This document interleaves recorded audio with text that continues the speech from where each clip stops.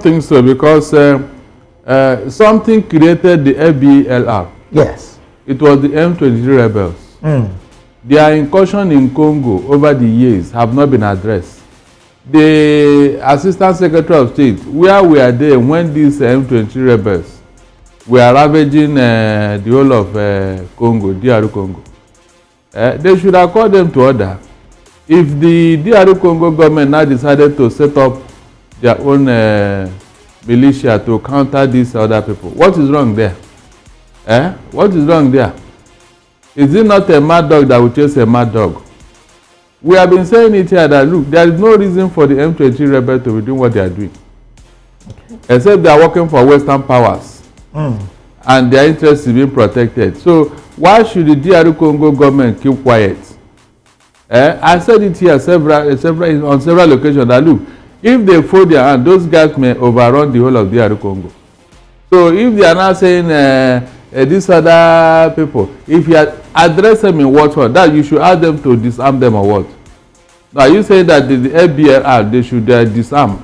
Then what happened to the M23 rebels? What happened to them? They are even the real criminal here. They entered into another country by force. These other people, they belong to the government of DR Congo, so they are working for the government. So before you can now criminalize them or even chastise them, ask the M23 rebels, what is your own in DR Congo? What is your own? We didn't hear or see that the government of DR Congo is maltreating the Tutsis. We didn't hear such a thing. And if they feel so threatened, why can't they go back to Rwanda? Since the government of Rwanda said they are protecting them, they can go back to Rwanda where they came from, where they belong. If you love them so much, why would you allow your people to be in another country where they are being maltreated? Why? Bring them back now if you love them so much, instead of causing problem in another country in the guise of protecting your own people. That seems to be the problem, Barrister, because allegedly it's been said that Paul Kagame of Rwanda clearly has said that he's only trying to protect his own people that are in DR Congo. And that, again, a lot of persons have asked, you're protecting your people in a sovereign state, not your country. I wonder. And of course, that is practically the reason why fingers have been on him about the fact that they are supporting the M23 rebels. Nobody is buying that scrap. As well as the trash. All the statement he's making, it has no meaning. Because right now, that guy is becoming the bad boy of, is it not South Africa? That Rwanda man, Kigali. Yes. Right now, the whole world is trying to ostracize him, but he doesn't know. Seriously, over what? All the excuses he gave, he didn't add up. Tell your people to come back. If actually they have been, in what way? We didn't hear such a thing happen. You know, when you want to give a dog, when you want to kill a dog, you give it a bad name. You are protecting your people in another sovereign state. It's like the federal government of Nigeria now saying that the Nigerians in Cameroon are being maltreated. Therefore, we now invade Cameroon. Tell them to come back. It's a sovereign state. That's only this. Instead of you to set up a militia or a rebel group to invade the country because you have seen a weak government there. Can you do that if it were in America or any of the Western world? If your people were to be in America, right, and American government is alleged to be maltreating them, will you set up a rebel group to go to America and be fighting on their behalf? Of course, that's a suicide mission because none of them will come back. And to think that that same rebel group has taken over 2 cities in the DR Congo. Mineral-rich cities, to tell you the greedy man what he's trying to do. Mineral-rich cities. So how does that concern your 2 cities? God Almighty. How does that concern your 2 cities that you are protecting? So nobody's buying that. That's why the whole world is looking at him and laughing. I don't blame the FBLR. I cannot. In fact, they should have been in existence about 10 years ago. I'm not joking. They should have been in existence 10 years ago. Whether they came from the moon or they were formed by the government, they are welcome. At least to checkmate these rascals. Anyway, Barrister, again, another interesting part is the fact that Joseph Kabila'S party being banned. Of course, you have an idea of that. This same Did he make that speech he proposed? I don't think so. No, he hasn't. I told you that. Did I not? but again, there is also the rumor about the fact that he would still make this speech. Oh, God, but with his party being suspended, the same person, I'm talking about the United States Secretary of State, former United States Secretary of State for African Affairs, did say that suspending Joseph Kabila'S party would not even make any difference in all of this conversation. Do you also believe that? I don't think so. It's good as suspect. I told you that speech, the government should not allow it to happen. I told you. I said there is no reason to allow that speech to go on. Have you considered the implication? Somebody with so much on his head, so much allegation, right, coming to make a national broadcast on what ground? As what? Yeah? This M23 rebel is linked to him. Is linked to him, for God's sake. And you are coming to make a speech. So that your speech will do what? I said it that day, and I thank God I've been vindicated. The government would have been very foolish to allow it. Seriously. Very foolish to allow it. But then, Barrister, let's look at it extensively. Former leaders of countries and even former governors of states, I'm also going to bring this back to Nigeria, who have been linked with some terrorists, can practically say things and of course do things in that same country, and nobody is holding them accountable or even charging them in the least. Barrister, how can this be gotten right across Africa? I'll give you a clear example. The former governor of Zamfara State, of course, with his link with the bandit leader Toji Bello, plus Joseph Kabila at this point in DR Congo. Barrister, let's just oppose this. You know, when you want to make comparison with the international norms and conventions, don't use Africa. They are not part of the equation. African countries, African leaders, they do things upside down. So if you're expecting to make comparison with, forget it, it can never happen. That's the truth. The two examples you mentioned here, they are out of the question because you have weak government there, weak leaders, corrupt leaders who don't even know what to do.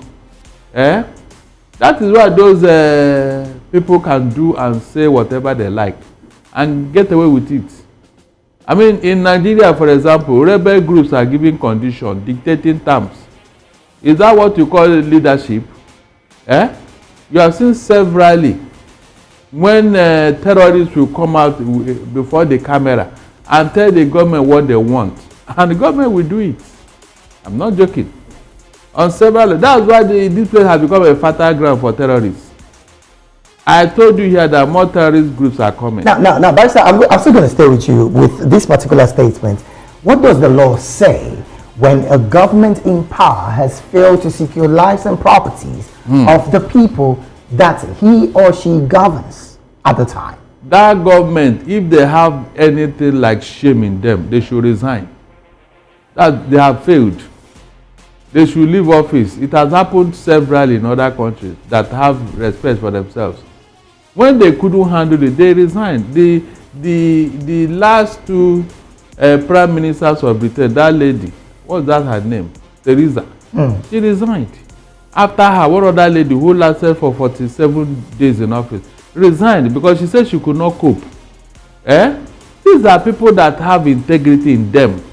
People that have respect. People that consider their country first before themselves. But in African setting, forget it. An African leader who know that he would rather die in office than to say, I'm leaving.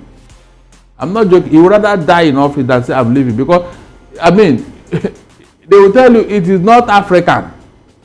It is not possible for an African leader to resign from office. But we claim we have democracy. Who told you that?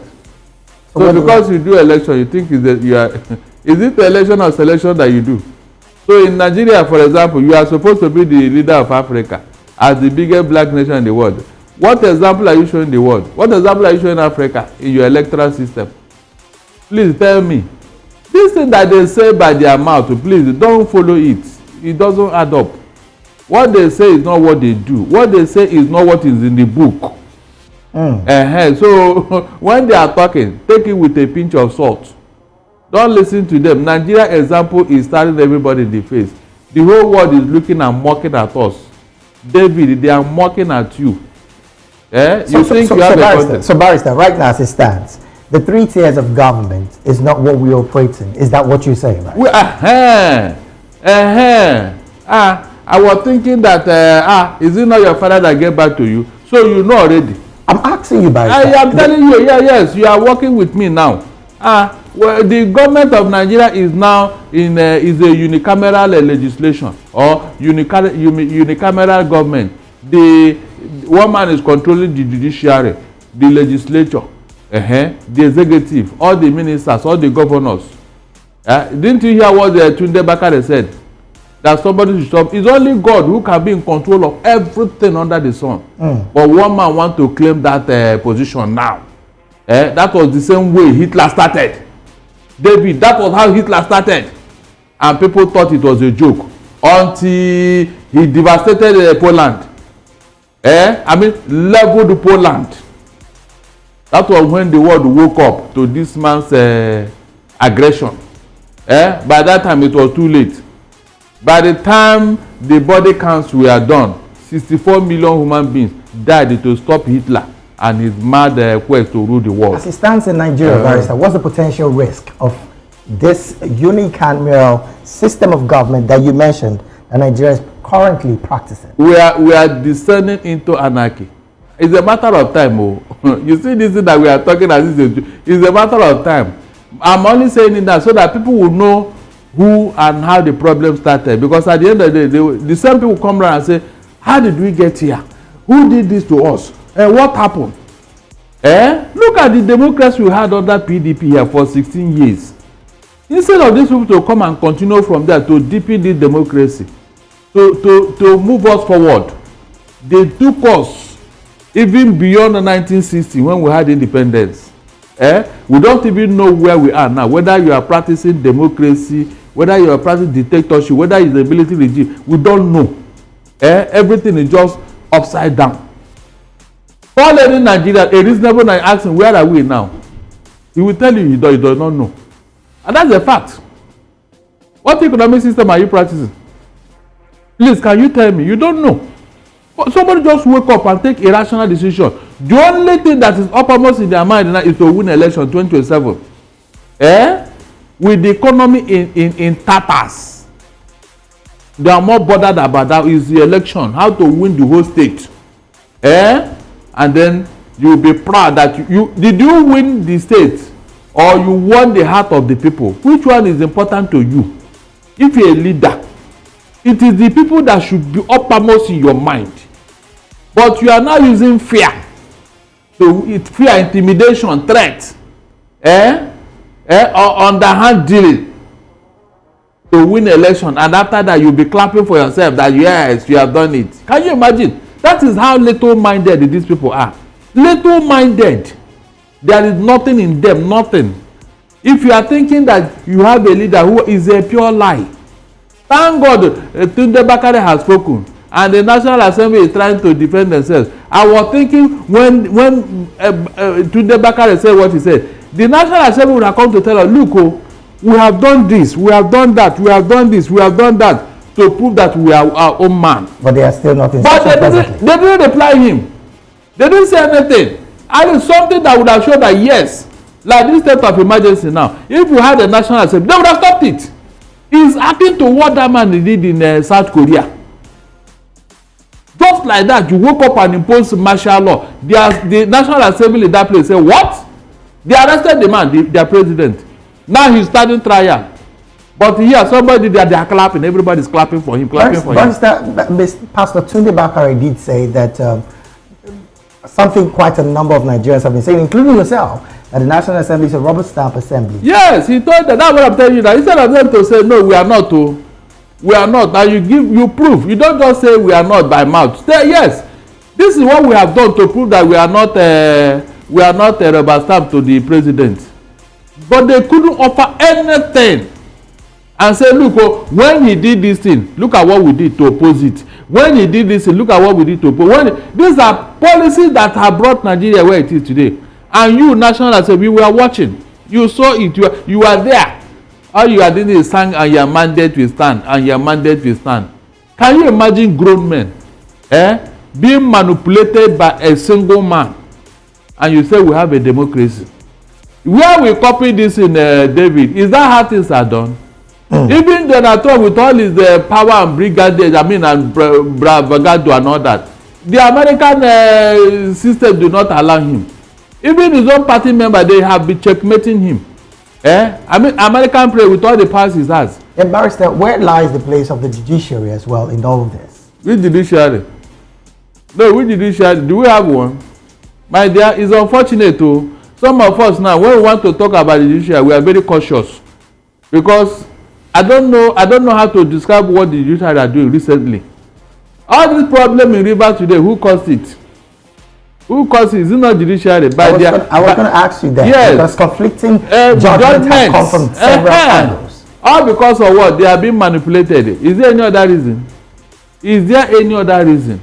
Quite unfortunate, Barrister. But because of our time, this is where we have to draw the curtain on the analysis segment. But Barrister, in one sentence, Tunisian lawyers rejected court ruling in conspiracy case, of course, according to what the president of Tunisia, I'm talking about Kais Saied, has been presently doing mid-2021. I think that's a laudable move by the lawyers? Of course. Of course, just that I don't know how far it will go. You know, I don't know how far what they are doing will go. At least they have proved that, yes, there are human beings in that place who can oppose the president. They have proved it. But let us see whether the man will listen to voice of reason. And that is part of what I was saying about African leaders. I don't know the type of species God brought here. I just don't know. God has not been fair to Africa, seriously, by creating this type of human being among us. Very wicked and heartless set of human beings. I don't know where God will impose these people on us. People who, when they are coming into office, you think that a human being is coming, they'll be talking good, talking. Immediately enter office, another spirit will now take over. Another spirit will take over their lives, and they start behaving contrary to every tenet of democracy. Contrary. And this is the things they swore to uphold when coming into office. If they don't do like that, they will not fear them. They will not rest. That is very, very little mindedness. Little-minded human beings. Oh well, because of our time, they forgot that they will leave office one day. Well, because of our time, really, like I said, we have to just end the analysis segment of the African News this beautiful afternoon. We've been talking with Barrister Darlington Agumo, who is Voice of the People TV's in-house political event.